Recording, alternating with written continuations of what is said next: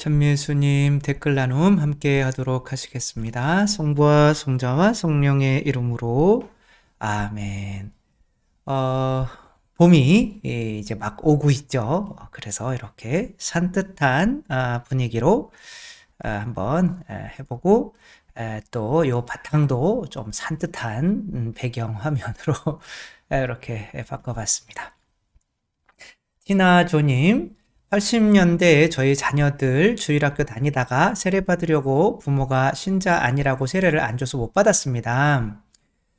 이런 경우 부모님이 이 아이들이 이제 부모님이 세례를 안 받으셔서 아이들이 못 받으면 안 되겠죠. 그러니까 유아 세례 같은 경우는 이제 아이들의 세례 어떤 신앙을 보증해줄 할머니가 되셔도 되고, 그런 분들이 있으시면 아기들도 사실 세례를 받을 수가 있고, 또 뭐 이제 거의 천형성체 정도 된 아이들은 부모의 어떤 믿음과 상관없이 본인이 이렇게 믿음으로 세례를 받을 수가 있어요. 그래서 잘못된 정보로 부모가 세례를 안 받았으면 아이들도 안 된다 라는 이런 거는 정말 조금 잘못된 그런 정보를 가지고 계셨던 분인 것 같아요.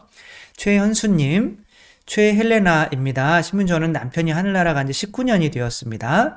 남자친구 사귀어도 되나요? 그걸 왜 저한테 사귀셔도 되죠. 사귀시는 건 되는데 이제 혼배를 하셔야겠죠. 그래서 남편이 사별을 하셨으면 이제 그 교회법상으로는 이제 문제가 없습니다.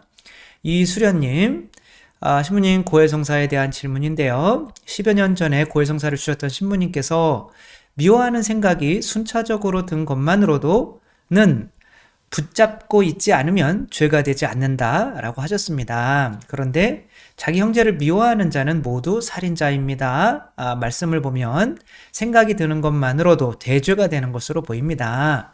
미워하는 생각이 들 때마다 고해성사를 하는 것이 옳은지요? 옳지 않아요. 덧붙여 소죄는 매번 고해성사 하지 않아도 미사 시작에 참여하면 용서받을 수 있는 것인지 궁금합니다. 당연히 소죄 같은 경우는 이제 뭐 미사 때나 뭐 열렬히 죄 잘못했습니다 라고 기도하면 이제 되는데, 대죄는 이제 고해성사를 해야죠. 그러나 여기 미워하는 감정이 있잖아요. 근데 이제 이 감정이 그냥 확 올라와요. 그거는 죄가 아니죠.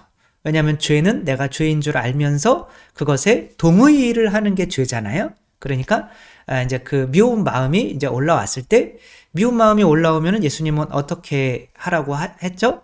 그 미워지는 사람을 위해서 기도해줘라. 원수까지도 사랑해라. 기도해줘라 그러잖아요. 그쵸? 그러니까 이 사람이 미워지네. 그럼 내가 기도해야지. 이렇게 해서 미운 마음을 다스리려고 하면 잘하는 거죠. 고해성사 볼 필요가 전혀 없죠. 그래서 미운 마음이 드는 것 자체가 문제가 아니라 그것에 대해서 어떻게 내가 처신하는지가 이제 죄가 되고 안 되고 하는 거니까, 그런 마음이 들 때마다 고해성사를 하면 신부님은 밥은 언제 먹겠어요. 그러니까 그러나 이제 뭐 작은 죄들도 반복되면 큰 죄가 되는 거니까 한 달이나 두 달에 한 번씩은 규칙적으로 고해성사를 해주시면 좋겠죠. 전은경님, 저는 평일 강론 성당에서 올리는 것 좋습니다. 이렇게 말씀을 하셨고요. 그리고 신부님과 미사 드리는 것 같아서 좋은데, 또 성시간은 7시 반에서 9시 반도 좋은 것 같습니다. 대전에서 오시는데 기차를 놓칠까봐 인사도 못 드리고 역으로 막 뛰어갑니다. 그래서 이제 또 서울에서 또 오시는 분은 또 아이들 밥 주고 오려면 8시가 맞다. 또 멀리서 오시니까 또 직장 갔다가 정말 감사하신 분들이죠. 그래서 그분은 조금 늦게 오셔도 괜찮으니까 조금 8시까지 오시고요.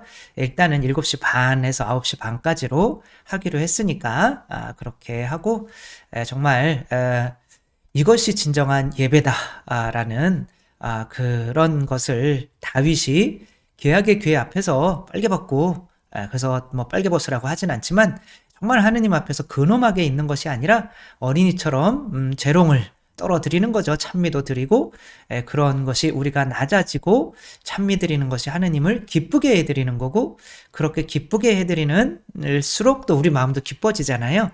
그렇게 천국을 느끼는 예배의 어떤 본질적인 모습을 회복하고 싶은 것이 이제 목적인 거죠. 그래서 함께 진정 우리 가톨릭도 그냥 근엄하게 앉아있지만은 않고 정말 하느님을 기쁘게 찬양하고 그렇게 예배 드리는 종교다라는 것을 다 함께 좀 보여줄 수 있었으면 좋겠습니다. 뭐 주차 자리가 뭐 성당이 아주 넓지가 못하니까 뭐 그냥 한 7시까지 오셔서 이렇게 미사 연습 이렇게 성가 연습을 같이 해주셔도 좋고요. 그래서 이 옆에 또 종합운동장이 있으니까 뭐 굉장히 싸요. 저기 주차비가 거기다 대시고 이제 걸어서 나오셔서 옆문으로 이렇게 나오시면 금방이에요. 그러니까 그렇게 해주시고 한 번만 그렇게 하면 이제 쉽겠죠, 그렇죠? 그렇게 날씨도 조금 따뜻해지니까 3월에는 이제 많이 이렇게 오셔서 함께 정말 또 주님을 찬미하면 좋겠고요. 정말 이번에는 책임지고 2시간 안에 끝내드릴 수 있는 그런 약속은 못 드리고요. 그렇지만 거의 2시간 안에 끝낼 수 있도록 지금 이렇게 프로그램을 조금씩 바꿔 나가고 있습니다. 강영옥님, 신부님 강론 너무 은혜롭게 잘 듣고 있는데 월수 토요일은 복음 묵상은 요즘 미사 강론으로 올려주셔서 너무 좋습니다. 그런데 미사 강론을 하실 때랑 비디오로 찍어서 녹화해서 하실 때랑은 좀 와닿는 게 다르게 느껴집니다. 전 개인적으로 비디오로 찍어서 해주시는 게 더 좋습니다. 또 이렇게 말씀을 해주시고 또 어떤 분들은 그냥 비디오 복음 미사할 때 그것만 양 올려달라 신부님 피곤하니까 어떤 분들은 뭐 요거를 조금 더 올렸으면 좋겠다. 또 김스 음악 앨범님은 이제 이제 제 강론을 듣고 또 이제 묵상을 하고 또 제 강론을 듣고 그렇게 하루를 살아가시는데 이제 띄엄띄엄 올라오고 이제는 또 아침에 올리거나 또 저녁에 올릴 수도 있겠죠. 그렇게 되면 너무 힘들 것 같다. 이렇게 말씀을 해주시니까 저도 가만히 생각해 보니 너무 게을러지는 것 같아요. 신부가 규칙적으로 복음 묵상을 하는 게 옳죠. 그래서 이제 짧게 한 10분 내외로 정말 10분 내외로 이제 약속을 지켜야 돼요. 10분 내외로 길어도 15분은 안 넘어가게 그렇게 복음 묵상을 매일 5시에 올리도록 하겠습니다. 그래서 가끔 뭐 빠지는 날이 있기는 할 텐데 그럴 때는 이제 뭐 어디 뭐 워크숍을 갔든가 무슨 너무 휴가를 가든가 피정을 가든가 그럴 때는 좀 빠질 수도 있겠죠. 그렇게 하고 월수금 9시에는 이번은 이제 주일날 이것은 이제 곧 올릴 거예요. 주일날 뭐 한 5시 반쯤에 올라가겠죠. 하고 이제 다음부터는 월수금 오전 9시에 월요일 날은 이렇게 댓글 나눔 함께 하고요. 질문들. 그다음에 수요일 날은 이제 성서 아니구나. 하느님의 사람이신 그리스도의 시. 그다음에 금요일 날 오전 9시에는 이제 성서 지금 레위기 나가고 있죠. 그거를 그렇게 올리기로 할게요. 왜냐면 9시라고 이렇게 딱 정하게 되는 이유는 아무 이유가 없어요. 그냥 겹치면 좀 부담스러우니까. 왜냐면 이 들으시는 분이 2개가 같은 오후 5시에 딱 같이 올라오면 매일 미사하고 뭐 이거하고 같이 올라오면 어떤 걸 먼저 봐야 되나 뭐 이럴 수 있으니까. 그래서 조금 이렇게 시간을 띄는 게 낫겠다. 그런 것도 굉장히 조금 축소해서 짧게 아무리 길어도 뭐 강의 같은 것도 그냥 20분 내로 이렇게 끝내려고 노력을 하도록 하겠습니다. 그래서 스트레스를 줄이는 것은 이제 그런 시간을 줄이고 또 오히려 또 미사할 때 또 그것까지 녹화하려고 그러면 또 그것도 스트레스거든요. 그래서 그 스트레스도 줄이고 그냥 여기서 편안하게 찍어서 그리고 짧게 찍어서 이렇게 올리는 것으로 결정을 했고 이제 뭐 시간이 또 어떻게 되면 또 이렇게 어떻게 바꿔 나가도록 하겠습니다. 비비님, 며칠 전 54일기도 감옥에 갇힌 아들의 누명을 벗고 풀려났다는 강론 말씀을 듣고서 간절히 바라던 게 이루어지지 않아서 좌절 중이던 터라 저도 9일 기도를 다시 시작했습니다. 그런데 9일 기도 중에 4일 차에 간절히 바라던 게 이루어졌습니다. 이렇게 기도의 응답이 빨리 이루어질지는 몰랐는데 너무 깜짝 놀랐습니다. 아, 그 성모님이 당황시키셨네요. 다시 9일 기도하게 해주신 하나님께 감사드리는데, 그리고 앞으로는 묵주기도 평생 빠지지 않고 열심히 하기로, 그거 대단한 거를 들어주셨나봐요. 워낙 궁금한 거는요, 원하는 게 이루어진 경우 바로 감사 9일 기도로 넘어가야 되나요? 아니면 총 9일 날짜 다 채우고 감사 기도로 가야 하나요? 그러니까 하나님께서 9일 기도 성모님께서 이제 9일 기도를 이제 들으시다가 미리 들어주셨어요. 근데 그것은 내가 9일 기도를 바쳐야겠다라고 하는 그 의도 안에서 빨리 들어주신 거기 때문에 그 기도를 이제 바로 감사 기도로 넘어가면 약간은 내가 하느님께 또 사기를 치는 그런 느낌이 있잖아요. 그래서 이거 봐라. 내가 빨리 들어주니까 기도 안 하네. 그러면은 다음부터는 끝까지 들어주지 말아야지. 기도하게 만들려고 그렇게 되겠죠. 그래서 약속하신 게 있으면 들어줬더라도 청원 기도를 끝까지 하고 그 다음에 감사 기도로 넘어가는 것이 옳지 않은가. 저도 묵상을 할 때 뭐 1시간을 하는데 이렇게 얻어내야 될 게 뭐 10분 만에 다 얻어져요. 그러면은 50분 그냥 훅 일어나서 나와야 될까요? 아니죠.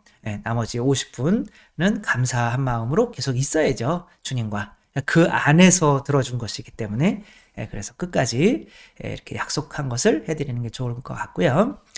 이은주님 도서관에서 하사시 구입해서 읽고 있는데요. 대여해서 읽고 있는데요. 절실하게 하사시 구매를 원합니다. 방법을 알려주세요. 그 전에도 말씀드렸지만 지금 인터넷으로 교보문고 알라딘 뭐 이런 데서 다 팔고 있고요. 그래서 인터넷으로 사셔도 되고요. 또 인터넷을 또 잘 힘들으신 분들은 02-987-9333 크리스찬 출판사 가톨릭 크리스찬 출판사로 전화를 하셔서 택배로 받아 보실 수도 있으니까 그렇게 주문을 해주시면 좋겠습니다. 김필로메나님, 예수님 성모님을 알고자 하는 마음도 탐도일까요? 탐도는 나쁜 뜻이죠, 그렇죠? 알 필요가 없는 것을 굳이 알려고 하는 거, 뭐 사제가 결혼한 맛은 어떤 맛일까? 뭐 이런 걸 탐도라고 하는 거죠. 그러나 하느님을 안다라고 하는 거는 사랑하는 거잖아요. 근데 하느님을 사랑하려고 하기 위해서 하느님을 알려고 하는 건 죄라기보다도 하느님을 알려고 하지 않는 게 죄인 거죠. 그래서 얼마든지 하사시를 열심히 읽으면 좋겠죠. 신부님과 다시 하사시 책 보면서 참으로 공감과 알아가는 행복을 느낍니다. 묵조기도 드릴 때 묵상은 각 단의 내용인지 성모송인지요? 각 단의 내용은 당연히 그 묵상은 이제 그 각 그러니까 뭐 이미지로 뭐 성모님께서 예수님을 성전에 들이심을 묵상합시다. 그러면 이제 그때 이제 묵상이 되는 거죠. 그러나 또 이제 그 또 은총이 가득하신 마리오여 할 때는 그 성모님께서 앞에 계시다고 생각을 하고 성모님한테 그 말에 집중을 해야죠. 기반은 그 묵상으로 깔아놓고 이게 뭐 그 묵상이 까먹는 한이 있더라도 그 내가 지금 중요한 것은 그분께서 내 앞에 현존하신다는 그 느낌을 내가 기도 안에서 가져야 살아갈 때 그 느낌이 나에게 죄에 빠지지 않고 어떤 힘이 되거든요. 그래서 내 앞에 내가 기도드리는 대상이 내 앞에 있다라고 하는 그 느낌이 중요한 거예요. 그래서 그 느낌을 그 믿음을 가지려고 기도하는 거기 때문에 그 기도할 때는 기도하는 말에 집중을 하시는 게 제일 좋아요. 그래서 고통의 신비 바칠 때마다 은총이 가득하신 마리아님 기뻐하소서 할 때 왜 고통의 신비인데 성모님이 기뻐해야 되시나 그것도 일리가 있네요. 근데 이제 뭐 크게 따지자면 또 고통도 이제 그것을 통해서 우리가 구원되니까 기쁨의 어떤 원천이 되는 기는 하지만 또 좀 약간 이제 그런 게 있으니까 이제 그거 기도 바칠 때는 그 기도문에 지금 바치고 있는 기도문에 집중을 하시면 좋을 것 같고요. 초여름 저녁 바람, 초여름이 이제 언제 올까요? 신부님, 신과 나눈 이야기라는 책 저희가 읽어도 되나요? 신과 나눈 이야기, 뭐 제가 한번 본 적은 있는 것 같아요. 근데, 뭐 그렇게 굉장히 신앙적이지는 않은 것 같아요. 뭐 전혀 뭐 카톨릭적이지도 않고, 그냥 본인이 이제 신과 나눈 거와 같은 이제 것을 이렇게 본인 생각에 떠오르는 것들을 적은 건데, 뭐 저는 추천드리지 않습니다. 경안님인가요?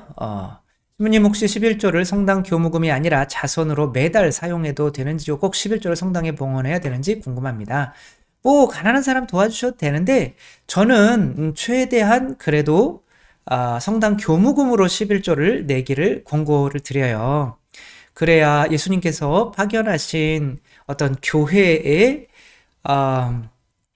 의미인 거죠. 교회를 나는 그리스도라고 보고 있고 그리스도께 내 11조와 예물을 드리는 거죠. 물론 가난한 사람에게 해주는 것이 곧 나에게 해주는 거기 때문에 그런 가난한 이들에게 내어주는 것도 나쁜 것은 아니지만 그래도 예수님께서 파견하신 교회에 내시는 게 더 좋다고 추천드립니다. 리아님, 하사시 읽다가 궁금해서 댓글 남기는데 31장 116쪽에 이게 몇 권인지를 알아야 되는데 그들은 산 기도를 증가시켜 은총을 얻는 데 필요한 분량이 부족한 것을 채워야 한다. 에서 산 기도가 어떤 기도를 말하는 건가요? 제가 이거를 찾아보고 그 내용상 문맥을 찾아봐야 되는데 아마 여기서 주님의 산의 산을 의미하는 건지요. 주님의 산? 아니면 어떤 자매님이 진짜 산에서 40일 동안 산기도를 했다고 하기에 그런 산기도를 의미하는 건지요. 그 책 내용이 어떤 건지 제가 기억이 안 나요. 그래가지고 뭐 어떤 산에 올라가서 이제 뭐 성경에서는 기도하는 장소를 이제 산으로 표현을 해요. 시나이산, 뭐 타볼산, 뭐 다 이제 산인 거죠. 이 세상을 떠나서 하느님 가까워지는 산인데 그게 곧 또 성전을 의미해요. 그래서 모세가 산 꼭대기에 있었을 때 거의 지성소죠. 그쵸? 그 중간까지 올라올 수 있는 사제단이 있었고, 그 밑에서 머무를 수 있는 또 백성들이 있었고, 그게 이제 성막의 구조와도 이제 일치를 하게 되는 건데, 뭐 그런 산을 의미하는 건지 아니면 여기서 또 살아있는 기도, 어떤, 뭐 입으로만 그냥 아무 생각 없이 바치는 그런 기도가 아니라 정말 감정을 실어서 내 앞에 주님이 있다고 이렇게 믿음으로 확신하고 바치는 그런 살아있는 기도를 의미하는 건지는 잘 모르겠지만 아무튼 기도는 산에 가서 하든지 살아있든지 뭐 해야 되는 그런 의미인 것 같아요. 잘은 모르겠습니다. 죄송하고요. 신부님 궁금한 점 있어 여기에 댓글 남깁니다. 시어머니는 며느리의 데모가 될 수 없나요? 왜 없겠어요? 분당마다 답이 달라서 여쭙니다. 이제 이런 것은 뭐 그러지 말아야 된다라는 법은 없는데, 시어머니가 계속 데모까지 돼서 나를 옥죄일 수가 있잖아요. 그러니까 그런 어떤, 그런 차원인 거지 어떤 교회 법적으로 그러지 마라 라고 하는 건 없을 것 같아요. 제가 올케 데모인데 조카가 태어나면 조카 데모까지 설 수 있나요? 이것도 상관은 없는 것 같아요. 그러나 조카가 느끼기에는 이모인데 이게 엄마도 데모고 자기도 데모고 그러면 이 족보가 이게 이상해지는 거잖아요. 그래서 어떤 그런 차원에서 그것보다는 좀 다른 분이 하는 게 낫지 않을까라고 하는 거죠. 안 될 것은 없는데. 질문 3. 천국문이 열리는 시기가 있다고 들었습니다. 없어요. 사순절기, 부활절, 위령성월, 11월 한 달 동안 성탄절 이 시기에 돌아가시면 즉청당 간다고 들었는데 어떻게 이 말이 나오게 됐는지 궁금합니다. 물론 은총이 많은 때이기는 해요. 그래서 뭐 성주간이나 성시간, 성 3일, 뭐 부활절, 뭐 이럴 때 돌아가시면, 근데 이제 그때는 또 장례미사를 못 하거든요. 워낙 그 축일도 레벨이 있어요. 그래서 이제 뭐 굳이 뭐 그때는 은총이 쏟아지는 시간이라, 그러나 그게 천국문이 열리고 닫히고 그런 얘기는 아니에요. 천국문은 예수님께서 이제 한번 열어 놓으셨고 그 키를 베드로에게 주셨고, 그래서 하늘나라에 들어갈 수 있는, 교회에 머무는 사람은 언제 죽어도 하늘나라 들어갈 수 있고, 꼭 요 시기, 은총의 시기, 이 특별한 은총의 시기가 아니더라도 우리 하느님의 사람이시 아니구나, 출기도를 바치신 분들은 연옥 안 가고 바로 직천당이잖아요. 그쵸? 그런 거랑 상관 없는데, 왜 그런 게 나왔냐면 더 큰 은총이 이제 내리는 시기이기 때문에, 야, 이 예수님의 죽음과 함께, 예수님의 부활과 함께 하는 이 시기에 돌아가시다니 참 은총이 큰가 보다, 이렇게 얘기하는 거지, 그때 돌아가셨다고 해서 뭐 다 직천당 뭐 이런 거가 있을 수는 없겠죠. 그리고 무엇이든지 물어보세요 코너 없애지 말아주세요. 질문을 그러니까 많이 하셔야 되는 거죠. KSY님. 신부님은 11조를 강조하시는데 신앙생활 자이면서 벌지 못하는 사람에게는 11조를 어떻게 적용해야 하는지 궁금합니다. 벌지 못하는 사람도 내가 받는 게 있잖아요. 만약에 뭐 쌀을 한 말 받았으면 거기서 한 대 정도는 바쳐야 되고, 아이들도 용돈을 받잖아요.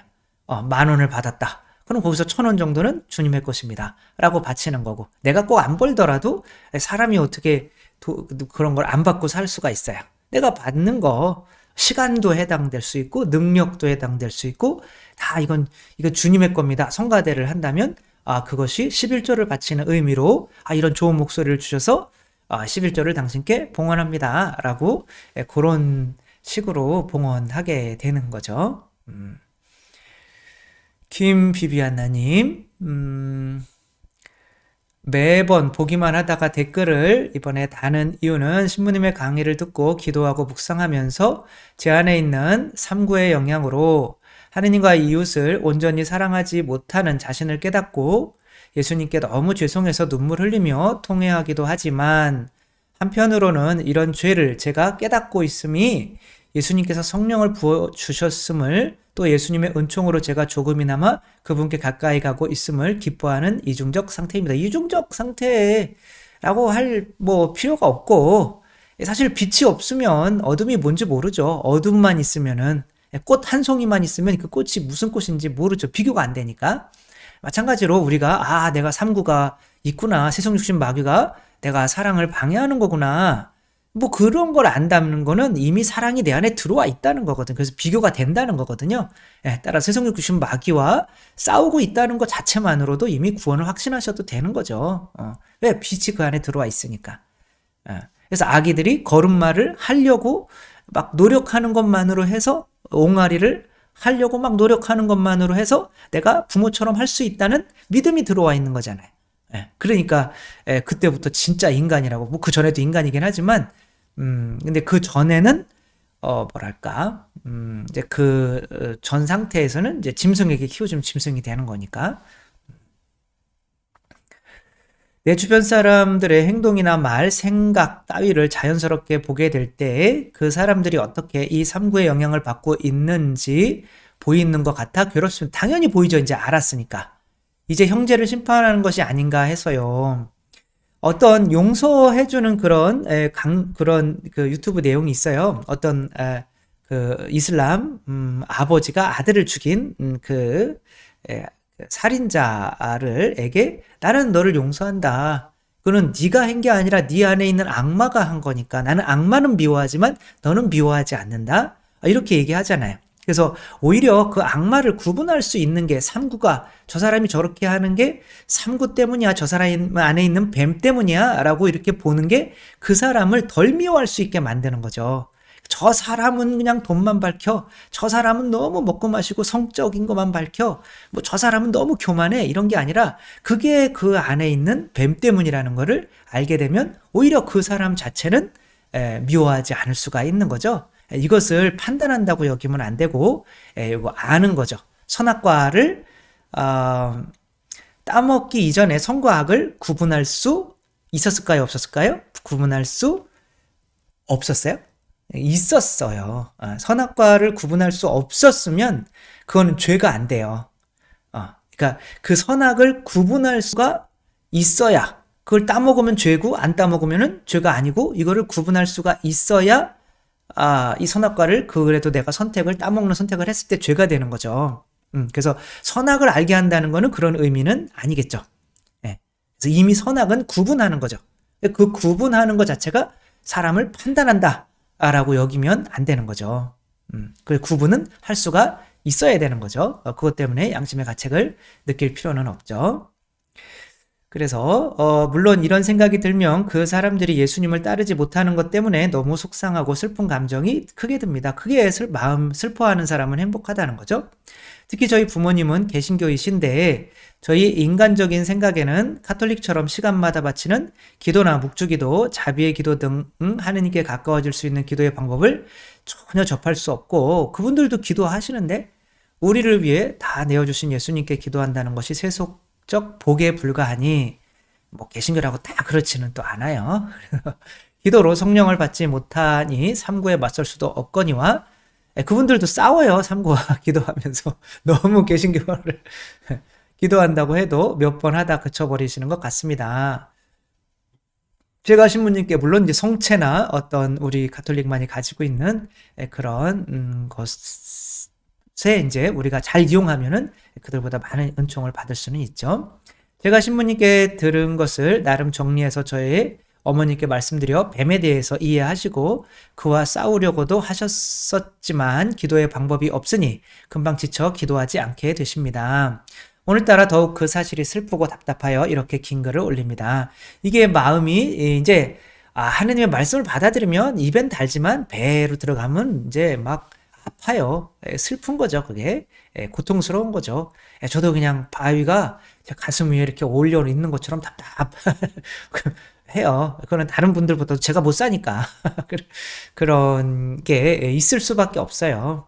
그러면 정말 성모님과 예수님, 하느님의 사람이신 그리스도의 시 읽으면 기쁨 가운데에서도, 이들을 구원하는 기쁨 가운데에서도 또 그런 구원을 받아들이지 않는 사람 때문에 그 고통받는 정말 그런 마음 아픈 심정이 있죠. 그렇게 그분의 이 십자가에 참여한다 생각하면 되는 거죠. 슬퍼하는 사람은 행복하다. 하느님의 뭐죠? 아무튼 제가 하는 게 형제들에 대한 심판일까요? 아니고요. 왜냐하면 도와주시려고 하잖아요. 부모님께 성모성을 뺀 자비의 기도라도. 그 개신교도 기도가 있어요. 뭐 방언 기도도 하시고, 이제 하시니까 이렇게 자유 기도를 많이 하시죠. 통성 기도도 하시고, 찬양도 하시고, 성경도 읽는 것도 기도예요. 그러니까 그런 식으로 거기에서 할 수 있는 것들을 하라고 이렇게 해야 되는 거죠. 실성사가 없으니 결국 한계가 있다는 건 알지만 세례는 있어요. 그러니까 6개의 성사가 없는 거죠. 횡설수설 죄송합니다. 횡설수설 아니고요. 황영옥님, 신부님, 예수님의 이름을 부르는 것이 그분의 뜻에 따라 살겠습니다 라는 고백이라는 말씀 가슴 깊이 새기겠습니다. 그리고 예수님 이름을 부르기에 합당한 제가 되기 위해 매일 아침 저는 죽었습니다. 매일 아침만이 아니라 아침, 점심, 저녁 다 하셔야 돼요. 저는 그리스도입니다. 저는 사랑입니다. 믿습니다. 아멘이라고 기도를 바칩니다. 질문이 있습니다. 교회에 순종하지 않고는 하느님께 갈 수 없다고 하셨는데 여기에서 교회는 본당 신부님을 말씀하시는 것인지요? 아주 좁은 의미는 그렇죠. 교회의 뜻을 따른다는 것이 구체적으로 어떻게 하는 건지 알려주시면 감사하겠습니다. 그냥 교회가 그리스도라고 보는 거죠. 그러면 누가 그리스도냐? 그러면 그리스도의 파견자, 하느님 나라 열쇠 주신 베드로 교황님이 그리스도잖아요. 그러면은 또 교황님을 대리하고 또 교황님의 그 열쇠를 나눠 쓰는 사도들, 주교님들이 또 교회잖아요. 그리스도의 대리자잖아요.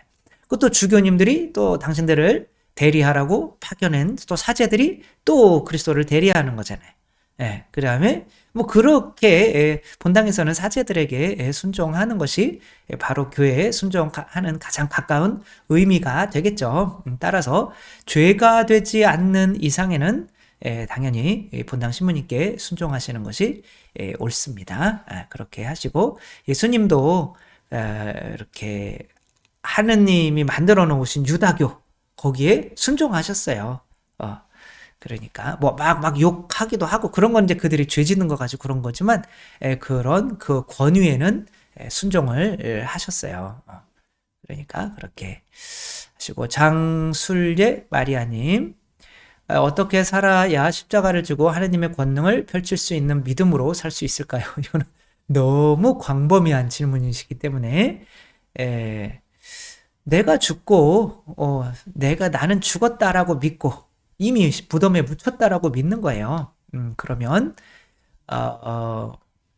이미 무덤에 묻혔는데 화가 날 일도 없고 두려울 일도 없고 남이 욕했다고 내가 반응할 일도 없고 묻혔다고 믿는 거예요. 그리고 실제로 그리스도는 나와 함께 십자가에 못 박혀 돌아가신 거죠. 그분의 뱀만 이제 이렇게 매달아서 돌아가신 게 아니라 내 뱀도 매달아 죽었다고 믿어야 그게 방향이 되는 거죠. 아이들이 내가 인간이야 두 발로 걷지도 못하는데 그러나 그렇게 믿어야 결국에는 두 발로 걷게 되는 것처럼 내가 죽었다고 믿어야 나중에 서라도 완전히 죽게 되는 거죠. 죽어야지라고 하면 내가 죽었다는 믿음이 없잖아요. 그 믿음을 주러 예수님 오신 건데 그리고 이제 성체가 그리스도이신 것처럼 또 우리도 또 다른 성체 그리스도가 되는 거죠. 그래서 내가 죽고 이제는 그리스도다 라면 그리스도라면 어떻게 말했을까? 어떻게 행동했을까? 어떻게 표정을 지었을까? 그리스도가 내 안에서 드러나도록 사는 것이 바로 하느님의 권능으로 살아가게 되는 거죠. 결국에는 내가 죽고 그리스도로 사는 거 이렇게 살아가시면 좋겠고요.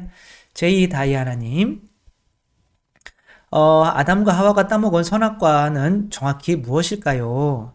선악과를 성욕이라고 생각해도 되나요? 이제 성경을 이제 해석하시는 분들 중에 상당히 많은 분들이 이제 이것을 성욕이라고 해석을 해요. 왜냐하면 이것을 먹고 부끄러워서 자기 부끄러운 부분들을 가렸기 때문에 성욕이 생긴 거는 맞죠. 그러나 저는 세속 육신 마귀를 한꺼번에 보는 거죠. 그래서 이거를 네가 소유해라. 탐욕이잖아요. 그쵸?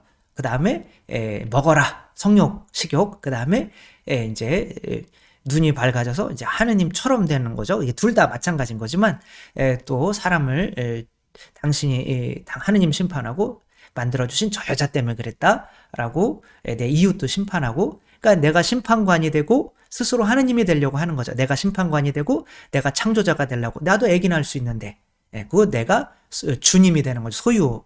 그러니까 내 스스로 하느님이 되려고 하는 세속 육신 마귀의 이 욕구가 바로 선악과인 거죠. 근데 그 욕구를 가지도록 유혹하는 게 바로 뱀인 거죠. 내 안에 있는 자아. 그리고 내 안에 있는 자아와 뱀과 대화하는 것이 바로 생각하는 거죠.